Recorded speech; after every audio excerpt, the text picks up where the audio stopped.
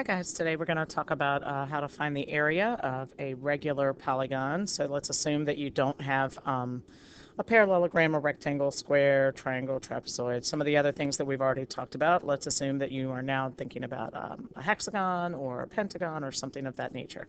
So there's a few basic terms we want to get straight in order to be able to find the area of a regular polygon. The center of a regular polygon is the same as the center of a circle that is circumscribed about the polygon. And remember, it may have been a while since we've talked about that, or maybe we hadn't really discussed it. But in that case, that means that the vertices of the polygon lie on the circle, and the circle touches the polygon only at those vertices. Okay, and a radius of a regular polygon is the distance from the center to a vertex of the polygon. Got it? So a radius of the polygon would be here, from the center to a vertex of the polygon. And in this case, obviously, if you have a hexagon, you have 6 vertices, you have 6 radii.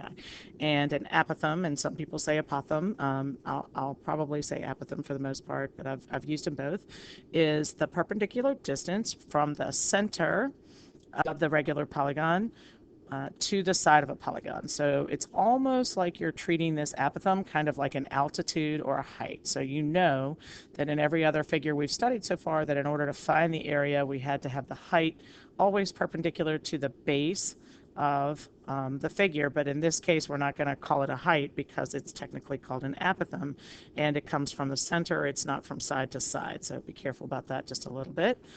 Those are some basic terms that you need to know when we're studying how to find this. There is a formula for the area of a regular polygon, and that formula is that area is equal to 1/2 of the length of the apothem times the perimeter of the polygon. So A is equal to the apothem, and P is equal to the perimeter of the polygon. And of course, if you prefer to write that as A times P over 2, of course that means the same thing. I don't typically do it, but it shouldn't make any difference. So A is the apothem and P is the perimeter. All right, so in the first example, we're going to find the area of a regular decagon. And in looking at the picture, here's what we know. We know that one side of your regular decagon is 8 inches, and the length of the apothem is 12.3 inches. And we have that known, and our formula for area of a regular polygon is 1/2 apothem times perimeter of the polygon, and the length of the apothem is known, that's 12.3, and the perimeter is not given, but remember, we're talking about a regular decagon, and a regular polygon, in case you forgot what a regular polygon is, maybe you did, regular polygon has all sides congruent and all angles congruent, right? And just in case you forgot that. So all of these are 8 inches, which means that if we want to find the perimeter, we can just multiply 8 times 12 and get 80. So remember that if you want to get the area, you can just multiply those things together. I'm going to say that that's 1/2 of 12.3 times 80. And of course, I like to cancel first. I'm going to make that a 40, and then I'm going to multiply 12.3 times 40 to get an area of 492 square inches. And that is an exact value. I didn't have to approximate that. It came out to be exactly 492. All right, let's talk a little bit more about what happens when maybe you don't have all of that information given. So it's possible that you might have to find the area of an apothem, the area of a regular polygon, and maybe you don't have enough information. So maybe you don't have the side length, or maybe you don't have the apothem length, so then you'd have to find it. So what we're going to do in order to find that is we got to figure out maybe some of the measures of these angles. So we'll talk about why we need to do that in just a minute, but let's talk about a regular pentagon. So let's say we have a regular pentagon, and I want you to remember that if you rotate in a full circle, how many degrees have you rotated in a full entire circle? So if you stand and you spin completely around and you're facing the same way that you were facing before, you have turned 360 degrees, right? All right, so let's say then that we have 360 degrees split equally into 5 congruent angles, like so, because this was a regular polygon, then what would be the measure of each of those? So 360 divided by 5 is going to give you 72 degrees. Okay? So that would be the measure of angle 1, 72 degrees. Got it? All right, well, let's see if we can figure out now the measure of angle 2. So angle 2 is formed when we say that we're going to drop an apothem from that angle at the center and make it perpendicular to a side. Okay, so here's angle 2. So what we've done is we've taken that 72 degrees that was the whole thing, and we're now cut it in half. How do we know that we've cut it in half? Well, all the radii of that polygon have to be congruent, because remember, they are also radii of the circle circumscribed about it, which means we have an isosceles triangle, right? And if we drop an altitude to and this is, if we want to talk about one of the isosceles triangles, here's one of the ones that we're talking about.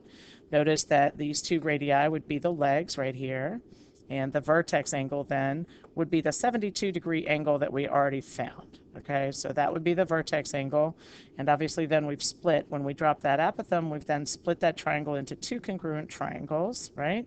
And if it was originally an isosceles triangle, that would also mean then that angle 3 would be congruent to this angle over here, okay?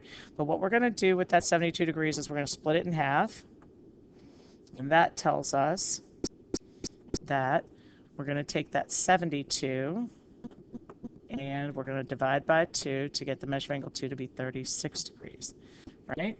And if this is 36 degrees, then lastly, we can find the measure of angle 3 by saying that those two angles, angle 2 and angle 3,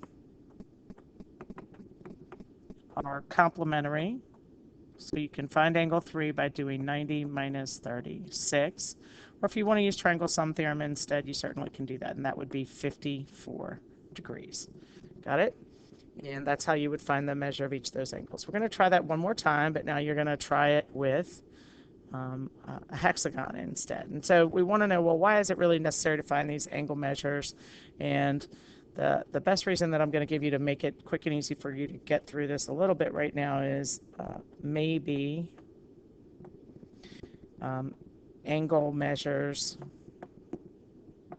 are needed to find a side length or apothem length. Okay, that might be the case. All right, so let's try it with a regular hexagon. So I'm giving you a regular hexagon now, and we're going to find the measure of angle 1, 2, and 3. So again, we're going to repeat that procedure one more time. Remember that I have 6 radii that are all congruent, like so. And if you were to turn 360 degrees, 360 divided by 6 congruent angles would make angle 1 60 degrees, right? Okay, that means that if this entire angle here, if this whole angle is 60, then that must mean that the measure of angle 2 is 30 degrees, right? Because we're going to do 60 divided by 2 to get that one. And then that tells us also that if that's 30 degrees, then the measure of angle 3 must be 60 degrees, right? Because if that was 30, then it was also 30 over here on this side, okay? So that tells us that the measure of angle 3 is 30, and I'm just going to say 90 minus 30 to get measure of angle 3 to be 60 degrees, excuse me, okay? So in a hexagon, what's really unique about a hexagon is that what's nice about that is not only do you get that 30, 60, 90 triangle so you can get exact values without having to use trig to find side lengths and apothem lengths, but also if angle 3 is 60, and if this angle over here is 60, and the angle up at the vertex is also 60, that also means that we have an equilateral triangle. So only in a regular hexagon, this is only true in a regular hexagon, but if you know the radius length is equal to a side length only in a regular hexagon, okay? So that might save you a little bit of time So just be careful about that. It's useful, but it's only true in a regular hexagon. Okay, so now let's apply that. All right, we have a honeycomb. It's made up of regular hexagonal cells, and the length of a side of a cell is 3 millimeters. What's the area of a cell?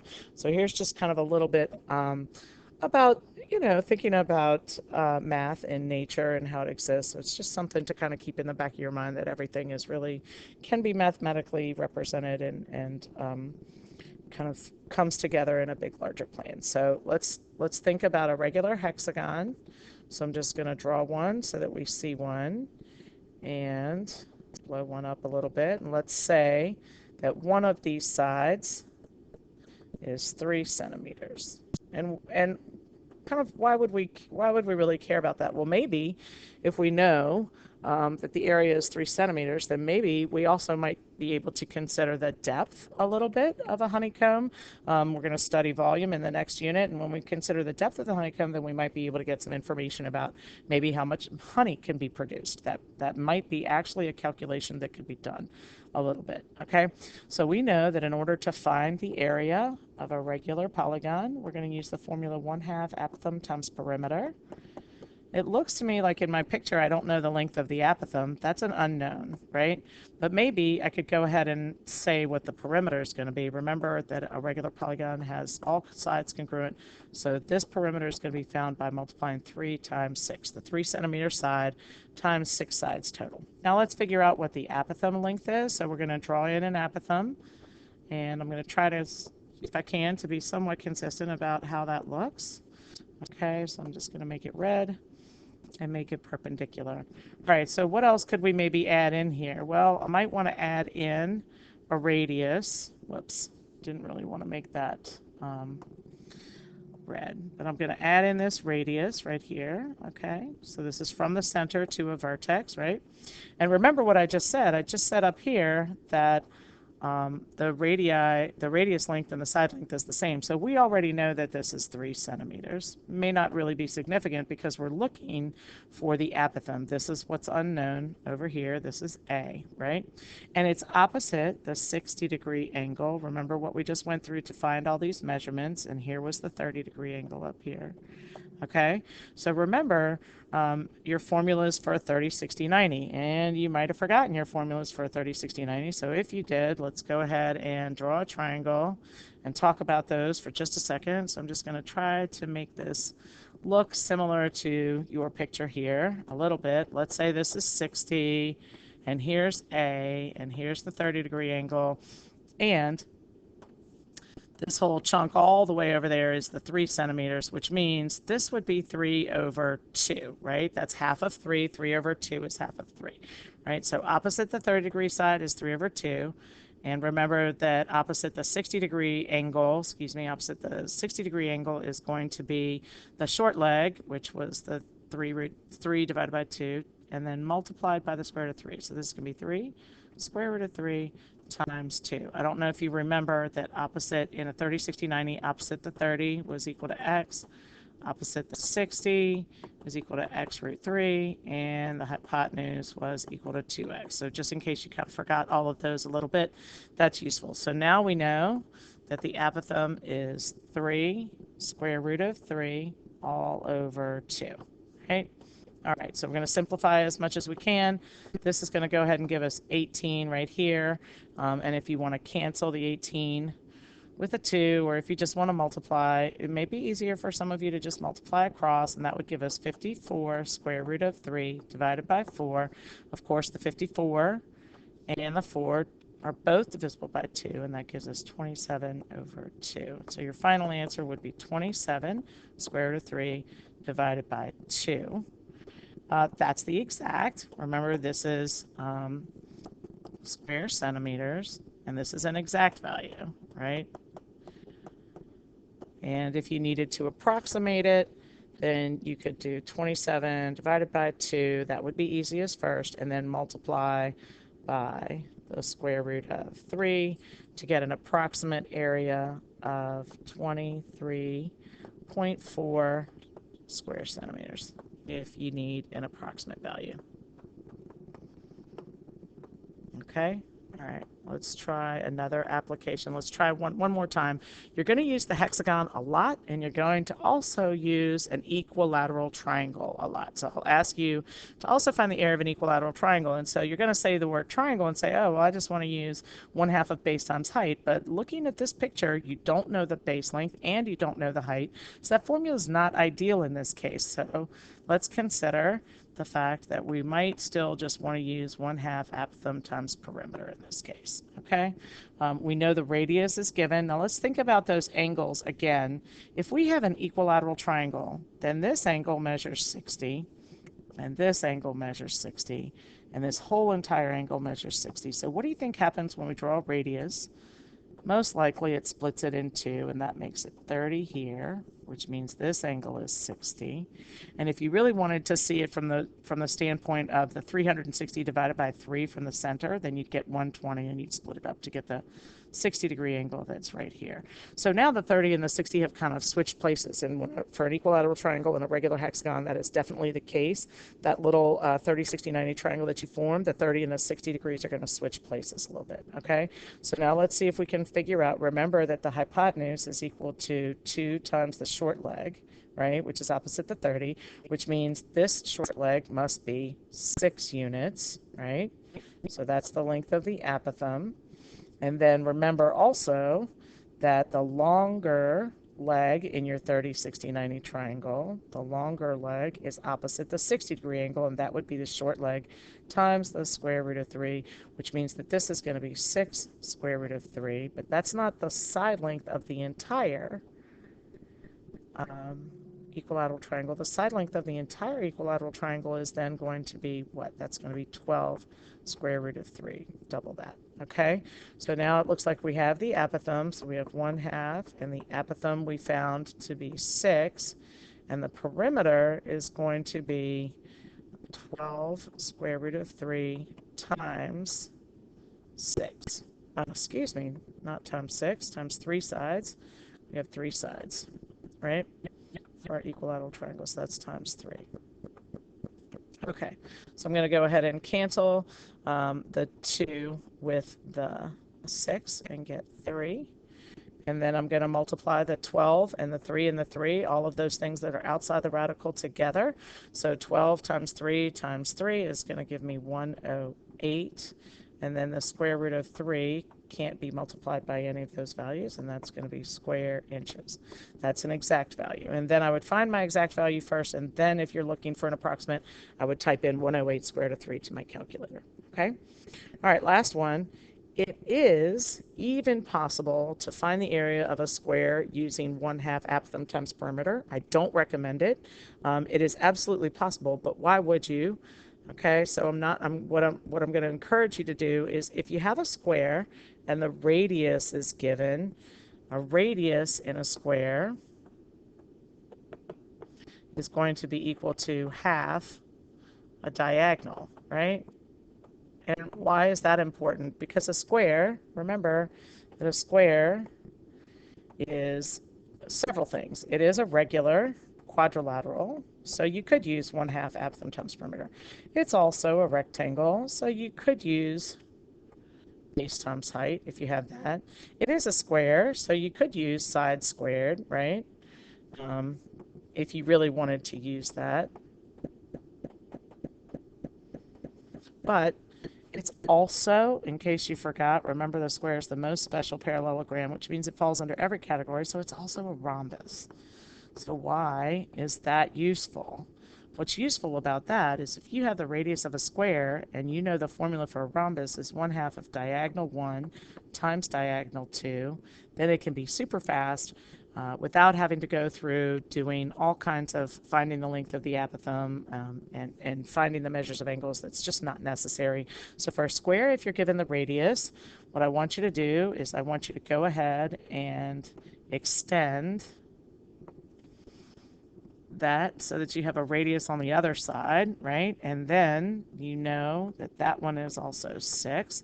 And what's true about the diagonals of a square? The diagonals of a square have to be congruent, right?